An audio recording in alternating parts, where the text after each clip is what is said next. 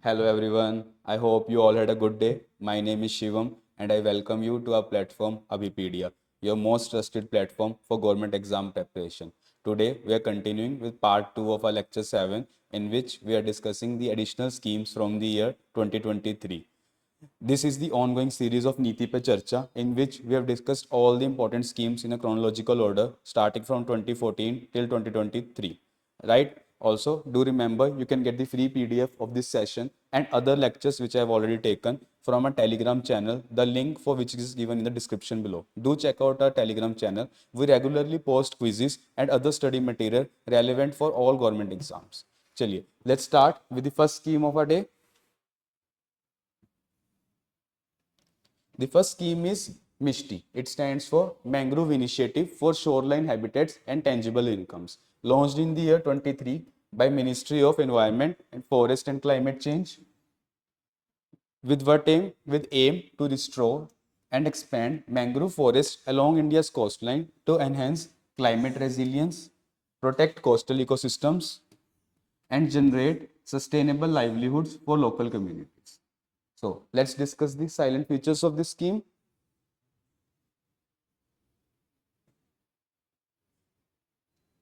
Right? It focuses on restoration of degraded mangrove forests and afforestation in potential areas such as mudflats, salt pans, and abandoned agricultural land. It is to be implemented from the year 23-24 to 27-28 across coastal states and UTs. It has three-tier institutional structure. What is that? Ministry of Environmental and Forest and Climate Change and CAMPA, state level forest departments and local level community groups and NGOs, right? So there is an active involvement of local communities, self-help groups and Van Suraksha Samitis in planning, planting and maintenance of Mishti scheme, right? What will it do? It creates green jobs through plantation, nursery development and mangrove maintenance. Also, it supports India's climate goals under NDCs and Mangrove Alliance for Climate Change. We will discuss what are NDCs. NDCs are nationally determined contributions as it was planned in Paris Agreement of 2015.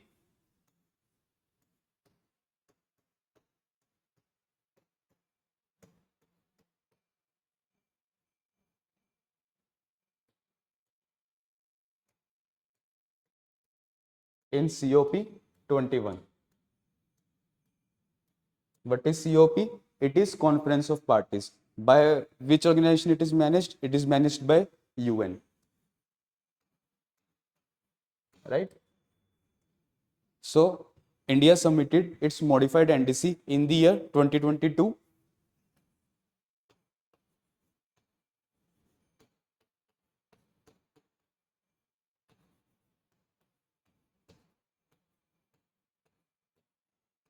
Also, which was the latest COP that took place? It took place in year 2024. That is COP 29 in Baku, Azerbaijan.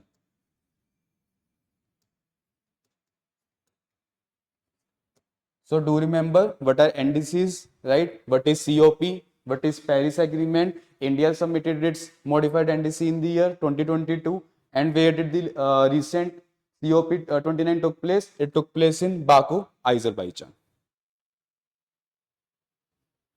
Let's discuss the current status or how this scheme is helping in mangrove restoration.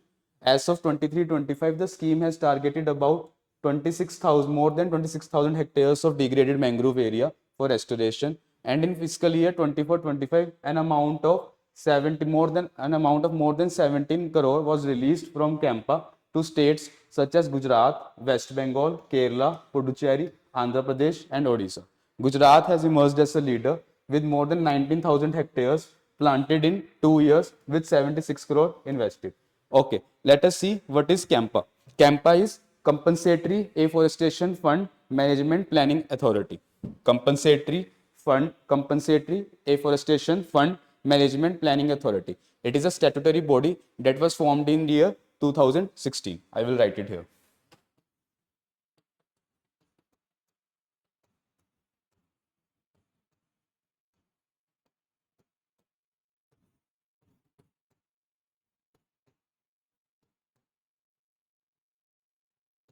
It manages all the afforestation programs in India. So let's move forward. The next initiative is National Green Hydrogen Mission, launched in the year 23 by Ministry of New and Renewable Energy with an objective to make India a global hub for production, usage and export of green hydrogen and its derivatives, and to decarbonize key sectors, that is to reduce the carbon emissions. Like, what are the key sectors? Steel, fertilizer, refining, mobility, shipping, by replacing fossil fuel derived hydrogen with green hydrogen. So what is this green hydrogen? Let us discuss what is this green hydrogen.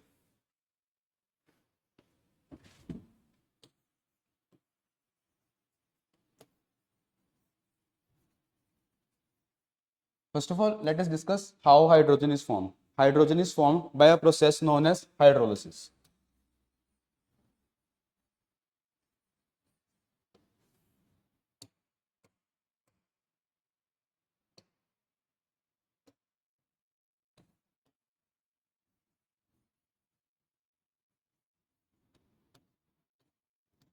Lysis means breakdown of anything. So what happens is, like, it is H2, two molecules of H2 gives us, it undergoes a process of hydrolysis and it gives us 2H2 and O2.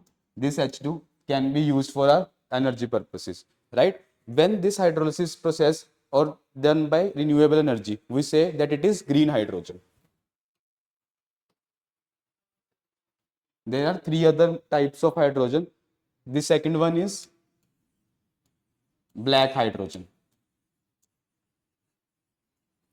It refers to hydrogen that is made using coal, right?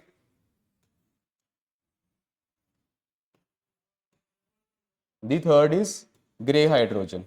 In this, hydrogen is produced from natural gas. Natural gas like methane. It is denoted as CH4, right? The fourth kind of hydrogen is blue hydrogen. It is same as gray hydrogen, but in this, the carbon produced in the process is stored somewhere, right? So it is known as blue hydrogen. Here, carbon is stored.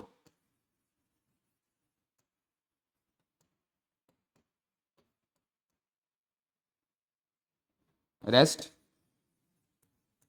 same as gray hydrogen.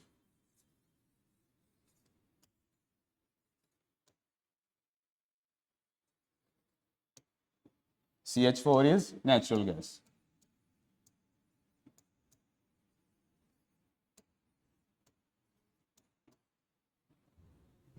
Let's discuss the silent features of this scheme.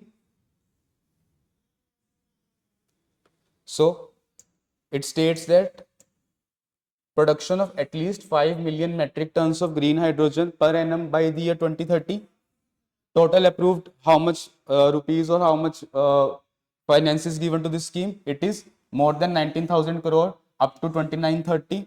Public private partnerships are being made under a scheme, Strategic Hydrogen Innovation Partnership, that is SHIP, and skill training programs are given to individuals who want to make green hydrogen. There are skill training programs.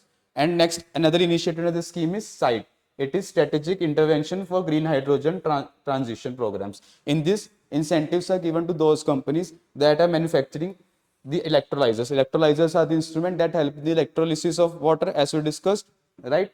And production of green hydrogen. So that it is to motivate more people to come and participate in National Green Hydrogen Mission, right? Let's discuss the next scheme. The next scheme is Namo Drone Didi scheme. Didi will here refer to women.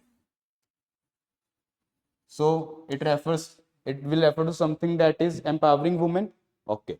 It was launched in the year 23 by Ministry of Agriculture and Farmer Welfare with an aim to provide drones to women self-help groups for agriculture purposes, promoting women's empowerment and modernizing farming techniques.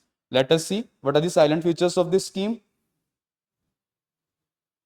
Target, how many women does it target? It targets 15,000 women as such self-help groups during 2014 to 2026, sorry. And what is the financial outlay? Rupees 500 crore have been allotted for the scheme. What is the financial support given under this scheme?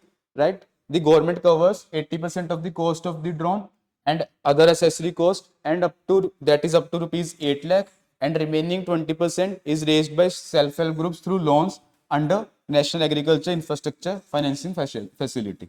Right? What is the training program? One member from each self-help group undergoes 15 days training, including drone piloting and agriculture applications conducted by DCGA approved remote pilot training organization. And what is the drone usage? As we have already discussed, that it will be used in agriculture. So drones are used for spraying fertilizers and pesticides, reducing manual labor and exposure to chemicals. Right? It will also help in precise application of fertilizers. Let's move forward. The next scheme is PM Usha scheme. It refers to Pradhan Mantri Uchchatar Shiksha Abhiyan. Right? So this scheme focuses on higher education. Higher education takes place in universities and colleges. So when was this scheme launched? It was launched in the year 23 by Ministry of Education with an aim to enhance the quality and accessibility of higher education in India by aligning with the National Education Policy of 2020. What was the structure of National Education Policy? You remember 5 plus 3 plus 3 plus 4. We have already discussed in previous lecture. Also, another important feature of the National Education Policy was that a children must be taught in their native language for up to class 5th, and it can be taken up to class 8. Right? Do remember those facts. And if you don't know, do check out our lecture. Right? It must be lecture 5. So let us see the silent features. What are the objectives of this scheme? It focuses on enhancing infrastructure, develop and modernize physical and digital infrastructure in these higher education institutes, promote multidisciplinary education. That is, that in a single institute there can be many different fields. For example, in a simple college there can be a branch that deals with biochemistry, biophysics, pharmacy, chemistry. So all these schemes, all these different departments can come together and innovate something new, right? encourage encourage the establishment of multidisciplinary institutions, improve accreditation, support as institutions in obtaining the required accreditation, that is from NACC and NBA, right? Foster research and innovation, establish research centers and innovation hubs, and last is ensure equity and inclusion, that is provide scholarships and support centers to marginalized groups, right? So that to bring everyone under this innovation scheme, right?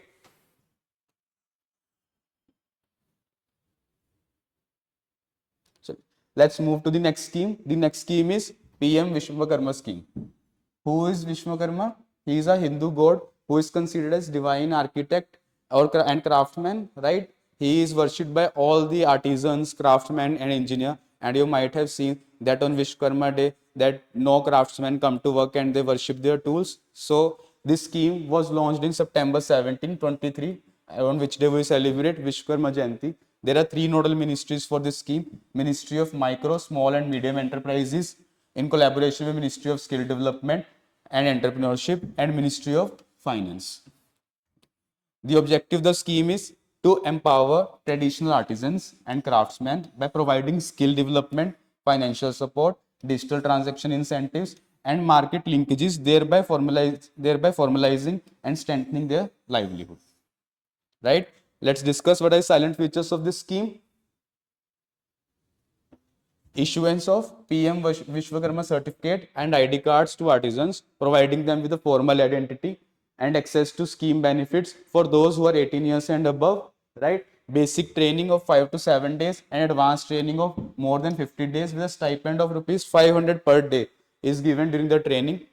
What does training focuses on? It focuses on enhancing existing craft skills and introducing modern tools.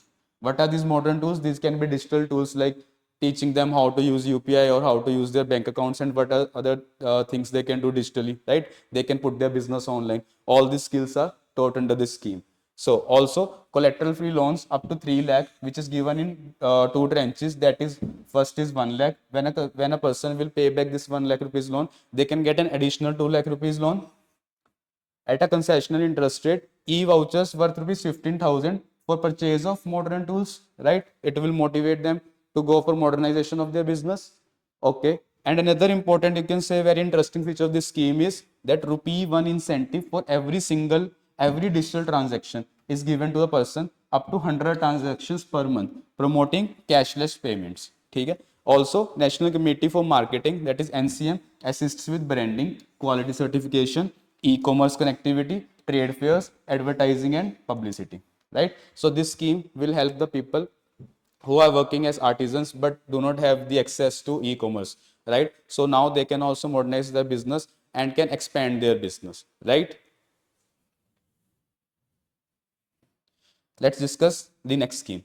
Okay, so today I have brought two schemes with same name, but they are managed by two different ministries and are totally opposite to each other. So don't confuse these schemes with each other, right?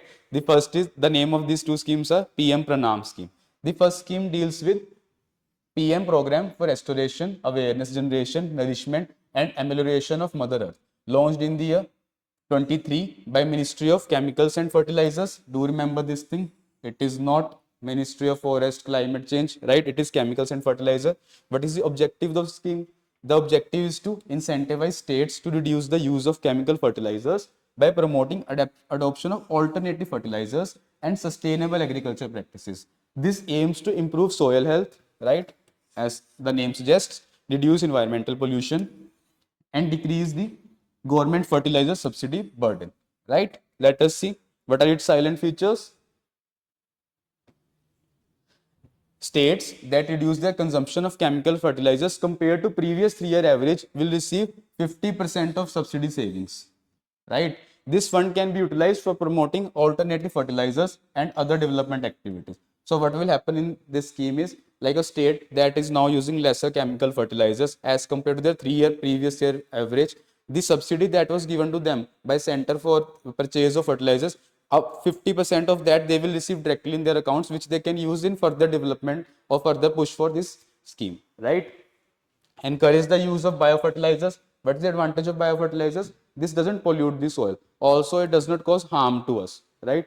And organic fertilizers and other sustainable practices to replace chemical fertilizers. Funds are also used for information, education, and communication activities to raise awareness about the benefits of reducing chemical fertilizers use and adopting sustainable practices. You all might know that we all are really pushing towards organic food, that these are those foods which do not use chemical fertilizers, or you can say like enhanced fertilizers use. You might have seen that many places farmers use fertilizers to enhance their productivity, but what does it do? It pollutes the soil. Also, it gets bioaccumulated in that crop, which harms us, right?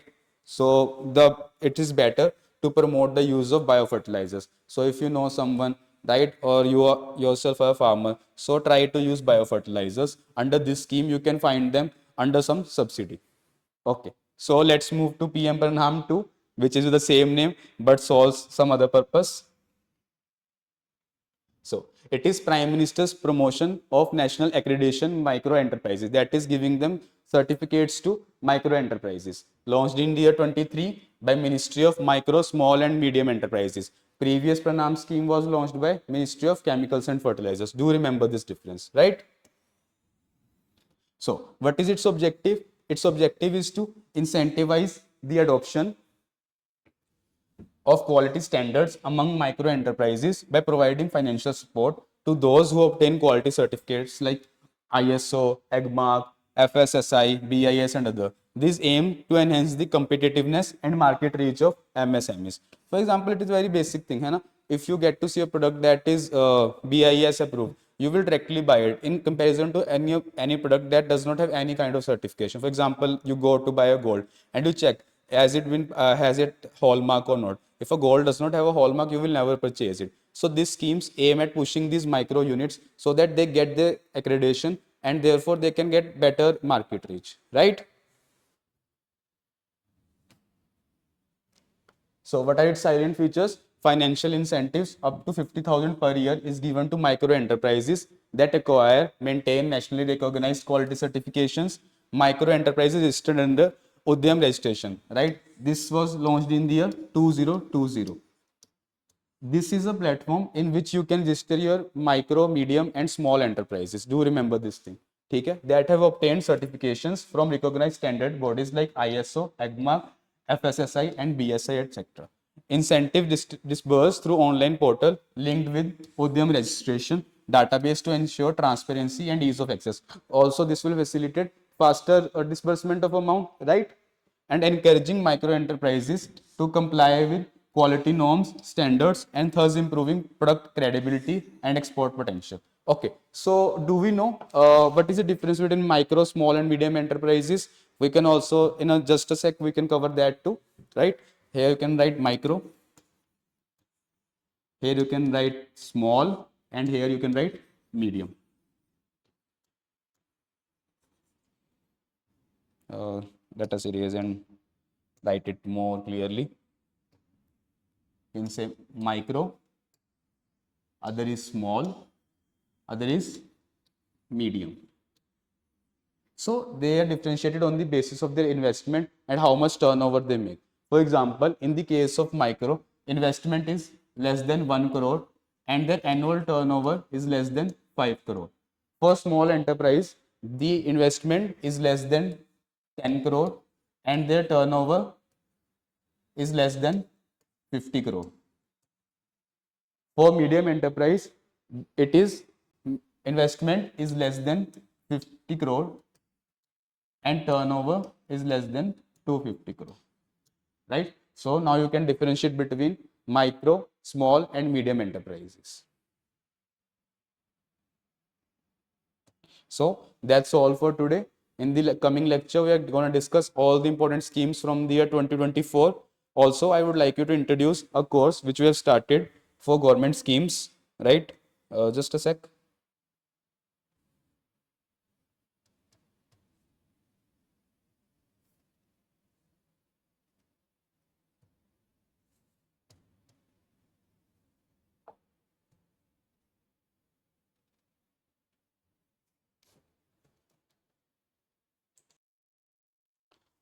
Here is a course on government schemes, right? In this course, we're providing all the relevant current affairs, notes, easy mind maps, and practice questions for you that are more than 13,000 practice questions for you on government schemes, so that you can now fully understand what are government schemes, what was its objective, and what is its current status. So do check out this course in the description, for which is given the link, right?